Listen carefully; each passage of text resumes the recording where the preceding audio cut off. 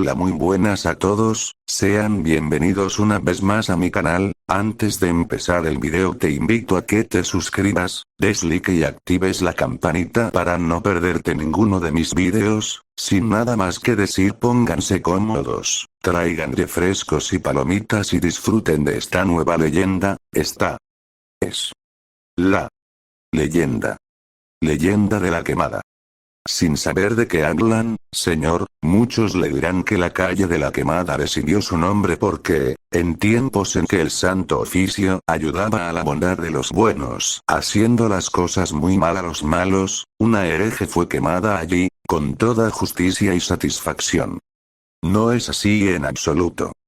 El quemadero de la Inquisición, donde se quemaba a estos pecadores para quemarles sus pecados, no estaba cerca de la calle de la Quemada, sino que se encontraba en el extremo oeste de lo que hoy es la Alameda, en una zona completamente distinta de la ciudad. Por lo tanto, es un error mezclar estos asuntos. Y la verdad es que esta hermosa joven destruyó ella misma su propia belleza prendiéndole fuego. Y lo hizo porque quería hacerlo, para así disipar algunas dudas que albergaba en su corazón. Todo ocurrió en tiempos del buen virrey don Luis de Velasco. Y así comprenderá, señor, que esta historia tiene más de 300 años. El nombre de esta hermosa joven, que tanto se esforzó por tranquilizar su corazón, era doña Beatriz de Espinosa. Y el nombre de su padre era don Gonzalo de Espinosa y Guevara, un rico comerciante español que llegó a enriquecerse aún más con sus compras y ventas en Nueva España. Al llegar aquí, se instaló en una elegante vivienda en el barrio de San Pablo, en la misma calle que ahora se llama calle de la Mujer Quemada por lo que allí ocurrió. Y si esa calle tenía otro nombre antes de ese cruel suceso, desconozco cuál era. Doña Beatriz era tan hermosa, señor, como la luna llena y la mejor de las estrellas juntas. Y era más virtuosa que hermosa. Y apenas tenía 20 años. Por lo tanto, todos los jóvenes caballeros de la ciudad se enamoraron de ella al instante. Y muchos de los más ricos y nobles, sus padres u otras personas idóneas, que los solicitaron, pidieron permiso a su padre para casarse con ella. De modo que doña Beatriz podría haber tenido cualquiera de 20 buenos esposos, si alguno de ellos hubiera estado en su mente. Sin embargo, como era una dama muy exigente con los maridos, ninguno le gustó. Por lo tanto, su padre hizo lo que ella quería y los rechazó a todos. Pero, un día, las cosas sucedieron de otra manera. En un gran baile ofrecido por el virrey en palacio, doña Beatriz encontró lo que su corazón había estado esperando.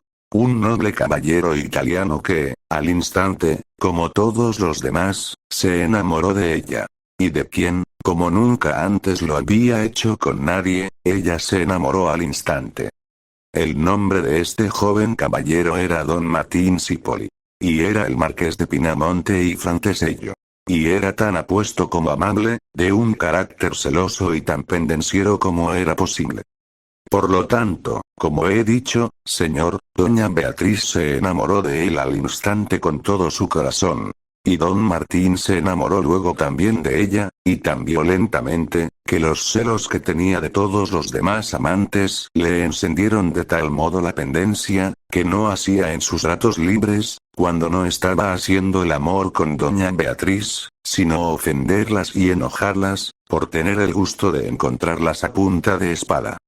Doña Beatriz, señor, era una joven de carácter delicado, y sus ideas sobre el amor eran exactamente las mismas que las de los ángeles. Por lo tanto, las continuas peleas de don Martín la preocupaban mucho, despertando en su corazón el temor de que una persona tan violenta fuera de naturaleza grosera y carnal. Y que, siendo de tal naturaleza, su amor por ella provenía únicamente de su cegamiento por su belleza exterior, y no era, como lo era su propio amor, el puro amor de alma a alma. Además, le dolía que se dejara llevar por sus celos, para los cuales no había justa razón, para herir gravemente, e incluso mortalmente, a tantos jóvenes dignos.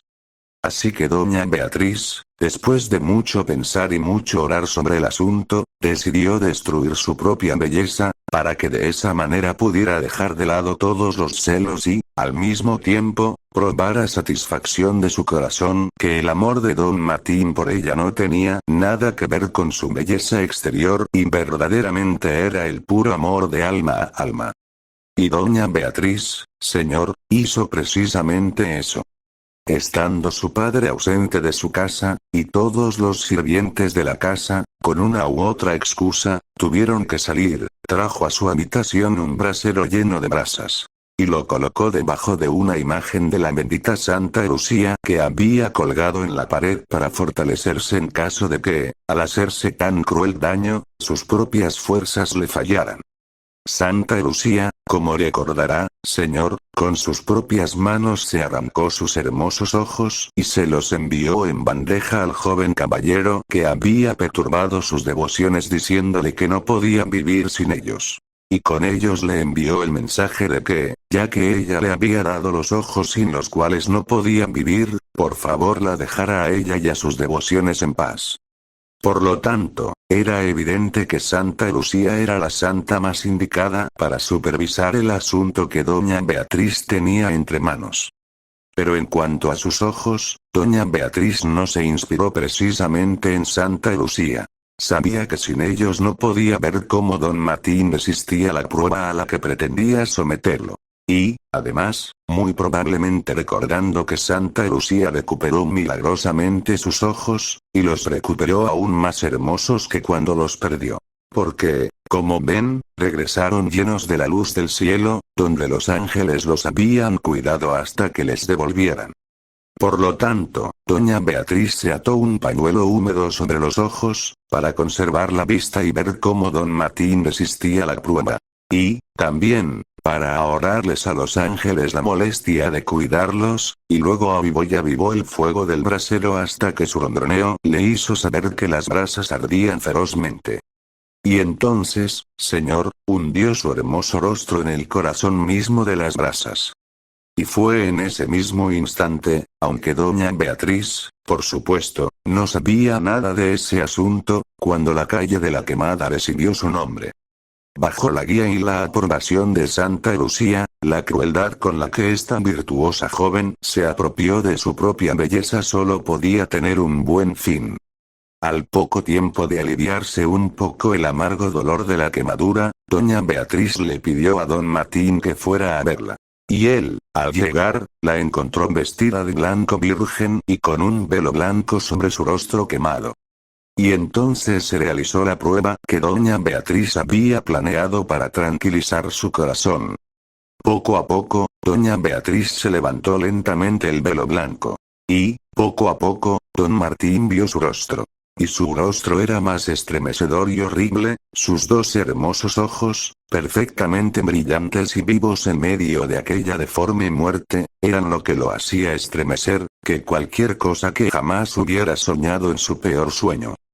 Por lo tanto, con gran alegría y agradecimiento, don Martín se casó de inmediato con doña Beatriz. Y desde entonces y para siempre, dejando razonablemente de amar su belleza exterior, le entregó, como ella deseaba, el puro amor de alma a alma. Por mi parte, señor, creo que la conducta de aquella joven fue irrazonable, y que don Martín tenía justa razón para enojarse. Gracias por quedarte hasta el final de esta leyenda. Nos vemos en una nueva leyenda. Espero te suscribas y no olvides compartir. Hasta la próxima.